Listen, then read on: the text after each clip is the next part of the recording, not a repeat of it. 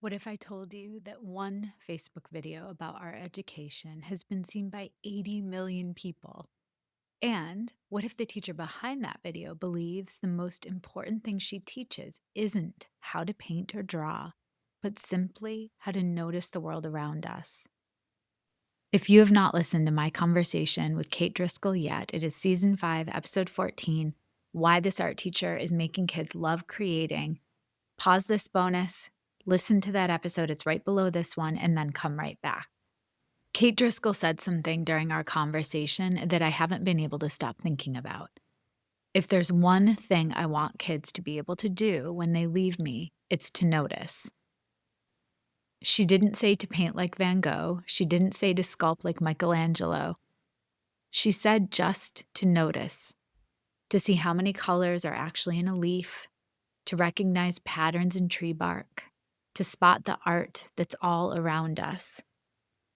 Today, I'm unpacking why this simple idea might be revolutionary, especially in a world where our middle and high schoolers struggle to describe what they see without immediately jumping to what they think it means. We've trained ourselves and our students to analyze before we observe, to interpret before we see. Over the next 15 minutes, I'll share why her approach to creative autonomy could transform any classroom, and how her assessment philosophy, starting with "what do you like about your work," might be exactly what our data-obsessed education system needs. Plus, I'll give you 5 concrete strategies you can use Monday morning, whether you teach art, math, or anything in between. Because, as Kate reminded us, the most important thing that we teach isn't any curriculum guide. It's teaching our students and ourselves how to open our eyes. Let's dive in. This is Schoolutions Teaching Strategies, the podcast that extends education beyond the classroom. A show that isn't just theory, but practical, try-it-tomorrow approaches for educators and caregivers to ensure every student finds their spark and receives the support they need to thrive. Welcome back to this Friday's bonus episode of Schoolutions Teaching Strategies.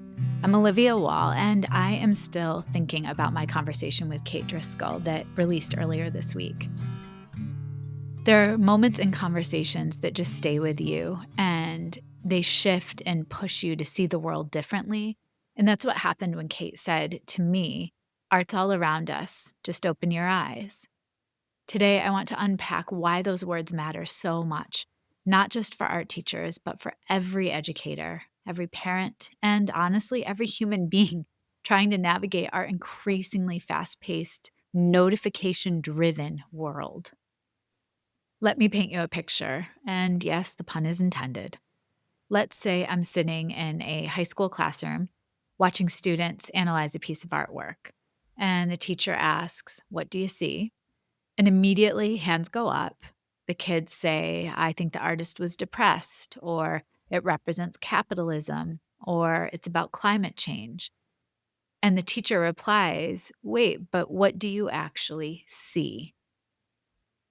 At that moment, I realized the students couldn't name what was in front of them without jumping to interpretation.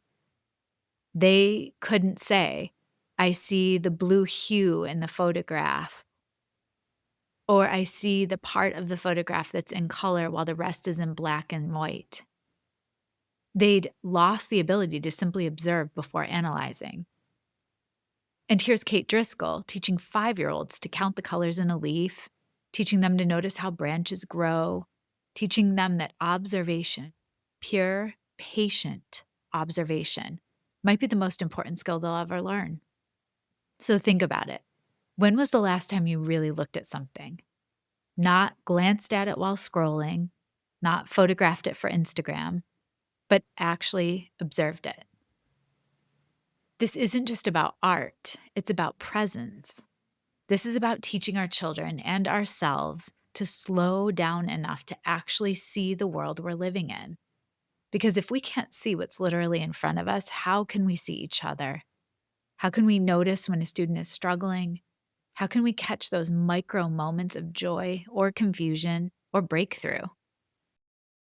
Kate's students leave her classroom knowing how many colors are in a leaf, but what they're really learning is how to pay attention. And in this day and age, that might be the most radical skill we can teach. And there's something else that Kate said that I keep coming back to.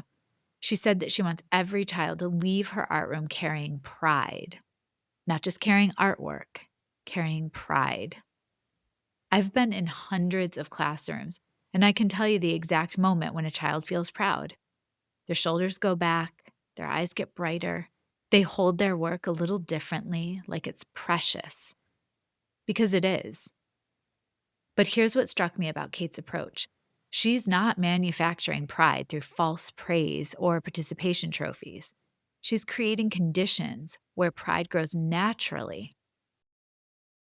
And what's important to remember, Kate has 400 students. 400 students.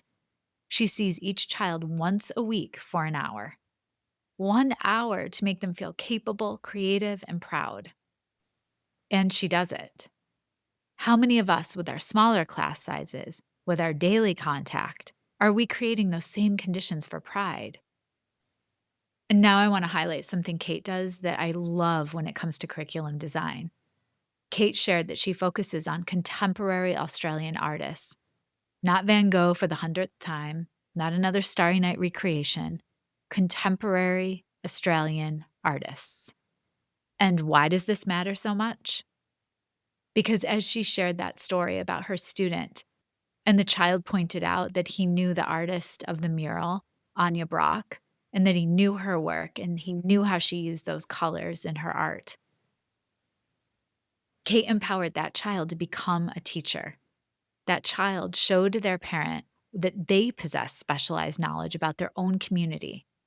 That child just connected school to real life in the most organic way possible. Think about this in your own curriculum. How much of it is inherited? How much of it is, we've always done pumpkins in October? And what if instead you found artists, authors, scientists, historians from your own community? Kate isn't just teaching art, she's teaching relevance. She's teaching connection. She's teaching her students that creativity isn't something that just happens in the past to dead people in faraway places. It happens right now in their own neighborhood. One of my favorite parts of our conversation was when Kate shared about how she assesses art. She basically said that assessment starts with, what do you like about your work? So let's sit with that for a second. In an education system obsessed with standardized metrics, rubrics, and grade levels, Kate starts with self-reflection. What do you like about your work? And what would you do differently? And here's the genius part. She's not throwing out all structure. When they study an artist, the class creates criteria together. They look at the artist's work and identify patterns. What makes this artist's style distinctive? What elements appear consistently? Then they create their own criteria for success. The students know from the beginning what success looks like because they helped define it. It's on the board the entire time they're working.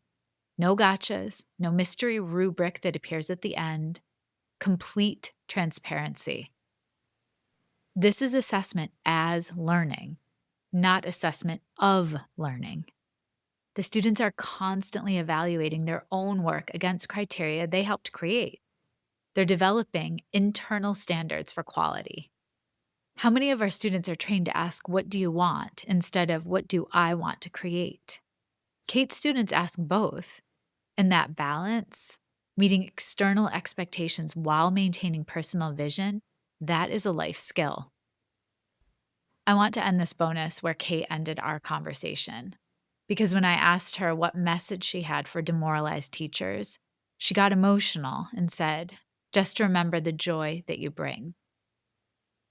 So for all of you listening, and all the standards and assessments and data meetings and differentiation plans, we cannot forget about joy. Not fun, but joy. That deep satisfaction that comes from creating something that didn't exist before.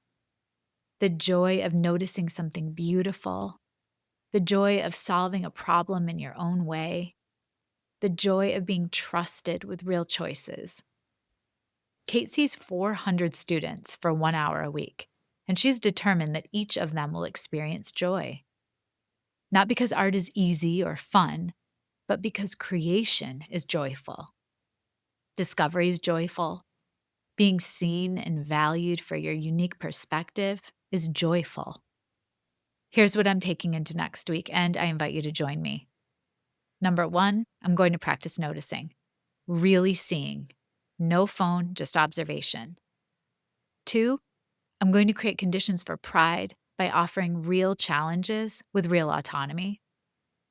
3, I'm going to try to find contemporary, relevant connections to whatever I'm teaching or coaching. No more inherited curricula without questioning why. 4, I'm going to ask students, what do you like about your work? Before I offer any feedback.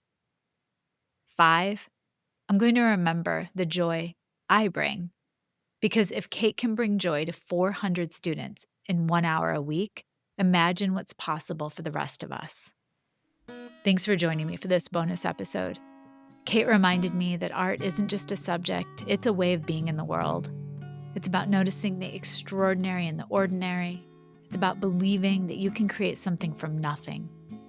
It's about carrying pride in your heart and joy in your step.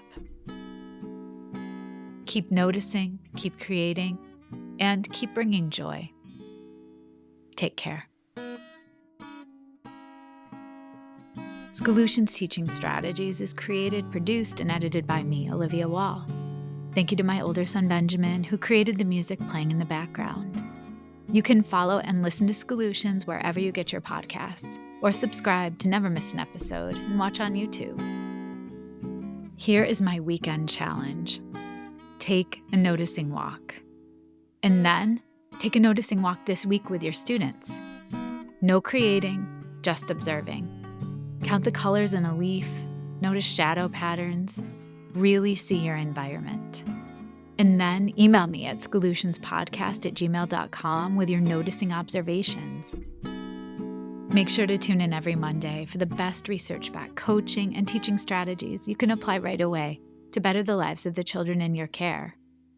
And stay tuned for my bonus episodes every Friday, where I'll reflect and share connections to what I learned from the guests that week. I'll leave you with this big idea. Art education's greatest gift isn't teaching technique. It's teaching children to notice the extraordinary in the ordinary.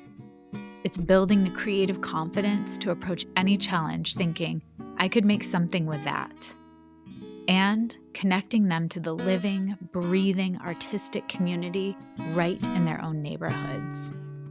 Join my conversation with Sarah Zerwin on Monday. She talks about her book, Step Aside, and how we can empower our secondary readers and writers to own their learning journey. Until then, remember, our education's greatest gift isn't teaching technique. It's teaching children to notice the extraordinary in the ordinary. It's building the creative confidence to approach any challenge thinking, I could make something with that. And it's connecting our children to the living, breathing, artistic community right in their own neighborhoods. Take care.